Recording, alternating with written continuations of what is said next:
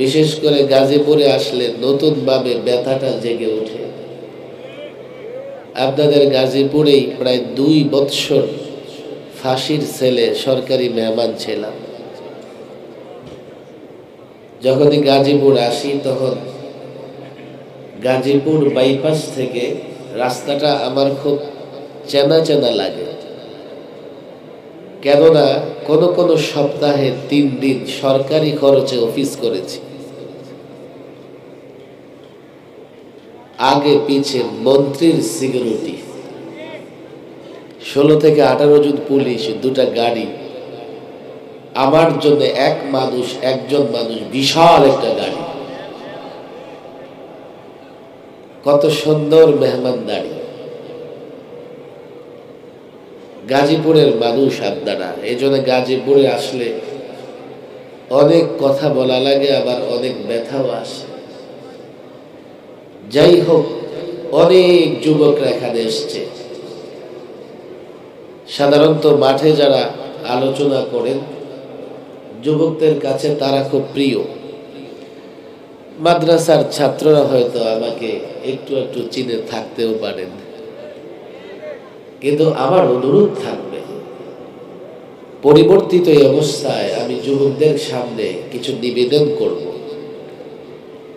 মাদ্রাসার ছাত্র তো আছে, স্কুল কলেজের শিক্ষার্থীরাও আছে, সেই সঙ্গে এই যুবকদেরও লাগবে। এই জন্য কোনো একজন যুবক অন্তত কষ্ট হলেও যাবার চেষ্টা করবে না। বসবো তো ইনশাআল্লাহ? যুবকরা ওয়াদা করো, থাকবা তো ইনশাআল্লাহ? যদি মনে করো এমন কোনো কথা বলেছি যা তোমাদের কল্যাণে নয়, কথা ছুঁড়ে ফেলে দাও। যদি মনে করো আমি এমন কোনো কথা বলেছি যা তোমার কল্যাণে, সেটা তো গ্রহণ করবে তো ইনশাআল্লাহ? পরিবর্তিত এই অবস্থায় তো অনেক কথা, অনেক ব্যথা। আমি কিছুটা অসুস্থ বটে, কিছুদিন আগে জ্বর এবং ডেঙ্গুতে আক্রান্ত হই। এবার কি হয়েছে আল্লাহই ভালো জানে। বছর খানেক আগে মেহমানখানা থেকে বের হওয়ার পরে সামান্য একটু সর্দি কাশি হলেই শারীরিক আর সক্ষমতা থাকে না, বয়ান করতে পারে না, সবক পড়াতে পারে না। আল্লাহ ভালো জানেন, আমরা শেষের দিকে, আমার পাশের রুমে মাওলানা আমির হামজা, এর পরের রুমে মাওলানা মনির হোসেন কাসেমি, এর পরের রুমেই ছিলেন মাওলানা মামুনুল হক। আমরা যে কজন একেবারে শেষ পর্যন্ত ছিলাম সবার একই অবস্থা, শারীরিক দুর্বলতা কাটতেছে না। মাওলানা আমির হামজা তো এক বক্তৃতায় বলেই ফেলছেন, আল্লাহ জানে কি পয়জন আমাদের খাওয়াইছে। খাবার দাবার সব তো তাদের হাতে। আমি জানি না এই খাবারের সঙ্গে আলেমদেরকে ধ্বংস করবার জন্য তারা কোনো কিছু মিশিয়েছে কিনা। অনেক কথা রে ভাই, আমি প্রায় একটা কথা বলি, 53 বছরে বাংলাদেশে অনেক পরিবর্তন হয়েছে, অনেক সরকারের পতন হয়েছে, নতুন ভাবে অনেক দল ক্ষমতায় এসেছে, কিন্তু এই 53 বছরে কোন রাষ্ট্রপ্রধানকে ক্ষমতা ছেড়ে পালাতে হয় নাই।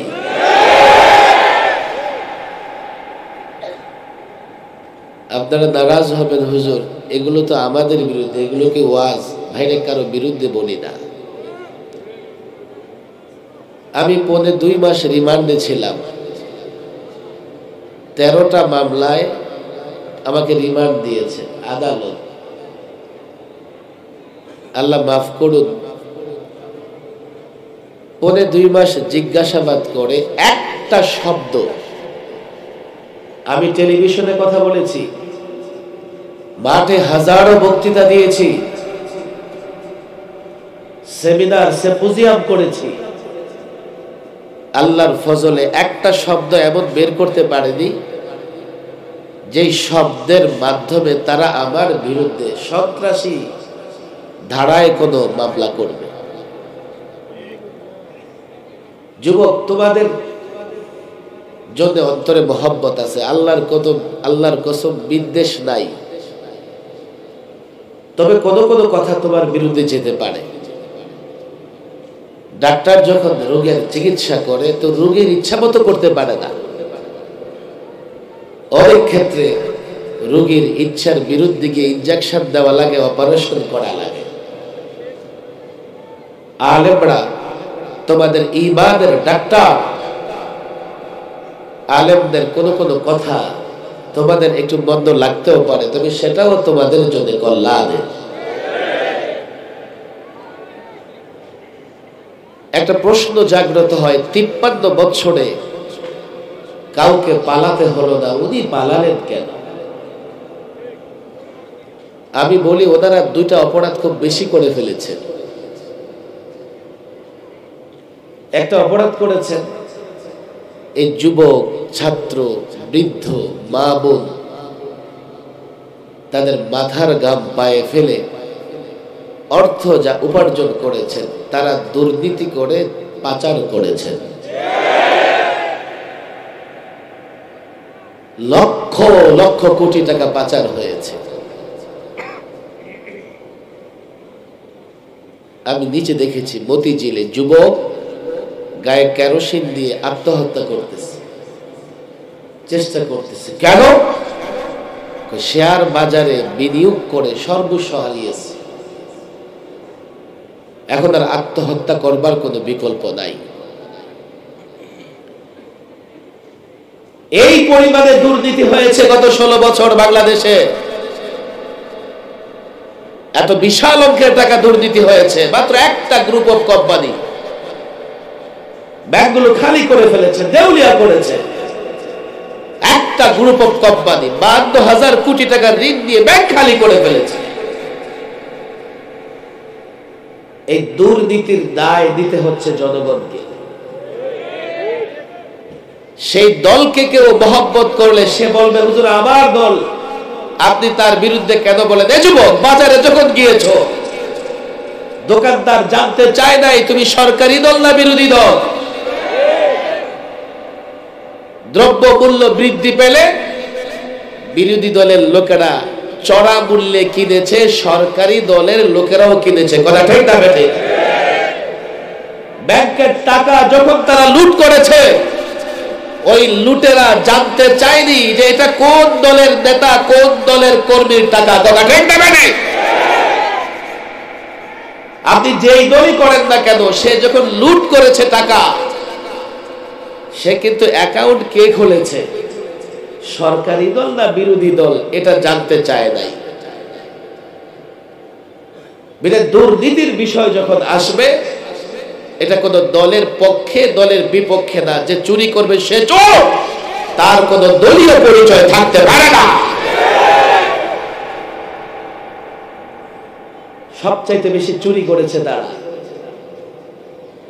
তো এর চাইতে বড় একটা অপরাধ তারা করেছে।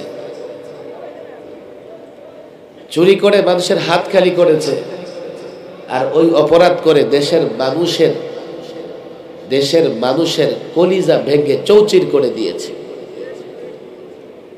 16 বছরে তারা সবচাইতে বেশি জুলুম করেছে আলেমদের উপরে। কতটা জুলুম করেছে পরিমাপ করা যাবে না। সেই 11তে আল্লামা মুফতি আমিন রাহিমাহুল্লাহ তাকে গৃহবন্দী করে দেওয়া হলো। আল্লামা মুফতি আমিন রাহিমাহুল্লাহর অপরাধ কি ছিল? তিনি বলেছিলেন, কোরআন বিরোধী নারী নীতিমালা আমরা মানতে পারি না। নারী নীতিমালায় অন্তত 29টা ধারা এমন ছিল যা সরাসরি কোরআনের সঙ্গে সাংঘর্ষিক। আমাদের সঙ্গে সরকারের নানা এজেন্সির লোকেরা বৈঠক করেছে। আমরা বলেছি, আপনারাও মুসলমানের সন্তান, আপনারা দেখেন কোরআনের এই আয়াত কি বলেছে আর আপনাদের নারী নীতিমালায় কি আছে। তারা তখন শিক্ষা নীতিমালা প্রণয়ন করেছিল। আল্লামা মুফতি আমিন রাহিমাহুল্লাহর অপরাধ ছিল, আল্লামা মুফতি আমিনী বলেছিলেন ইসলাম বিদ্বেষী শিক্ষা নীতিমালা চলতে পারে না। হেফাজতে ইসলাম 13-তে কেন মাঠে নেমেছে? কেন মাঠে নেমেছে? কি অপরাধ ছিল? রাতের আধারে 2.5 লক্ষ বুলেট সরকারি অস্ত্রাগার থেকে 2.5 লক্ষ বুলেট মেরে আলেম হাফেজের বুক সিনা জাজরা করে দিবে? কি অপরাধ ছিল তাদের? তারা বলেছে এই মাটিতে রাসূলুল্লাহর অবমাননা আমরা মানতে পারবো না। ক্র্যাকডাউন চালিয়েছে, শত শত হাফেজে কোরআন শহীদ করে দিয়েছে। সর্বশেষ 2021 আমাদের অপরাধটা কি ছিল? 2600 আলেম, মাদ্রাসার ছাত্র, যুবক, দাড়ি টুপিওয়ালা। আপনারা অবাক হবেন, একজন গরিব বেকার দাড়ি টুপি আছে তাকেও ধরে নিয়ে আসছে। উত্তরা একজন দোকানে দোকানে পানি বিক্রি করে, তার চেহারায় দাঁড়িয়ে আছে, তারেও ধরে নিয়ে আসছে। লন্ড্রিম্যান, তাকেও গ্রেফতার করেছে। দাড়ি টুপিওয়ালা দেখলেই গ্রেফতার। 2600 হাফেজে কোরআন আলেমদেরকে 2 থেকে 3 বৎসর পর্যন্ত কারাগারে রেখে তারা নির্যাতন করেছে। কারো যদি জেলখানায়, আপনাদের কষ্ট হচ্ছে না তো? আমার পরে খতিবে বাঙ্গাল বয়ান করবেন, আমি কিছু ব্যথার কথা বলে যাই।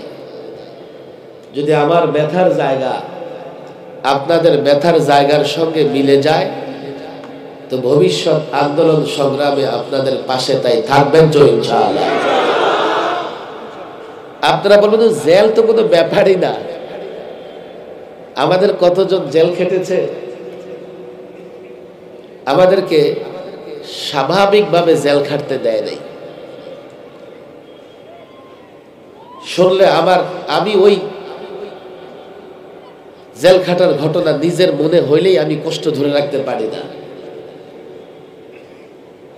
আমরা জেলখানায় আমাদের কামরার জানালা দিয়ে দেখতাম বিশাল জেলখানায় চুরির মামলার আসামি ঘুরে বেড়াচ্ছে, ধর্ষণের মামলার আসামি ঘুরে বেড়াচ্ছে, খুনের মামলার আসামি ঘুরে বেড়াচ্ছে, ইয়াবা ব্যবসায়ী ঘুরে বেড়াচ্ছে, গাঞ্জা ব্যবসায়ী ঘুরে বেড়াচ্ছে, এমনকি মাদক ব্যবসায়ী ঘুরে বেড়াইতেছে।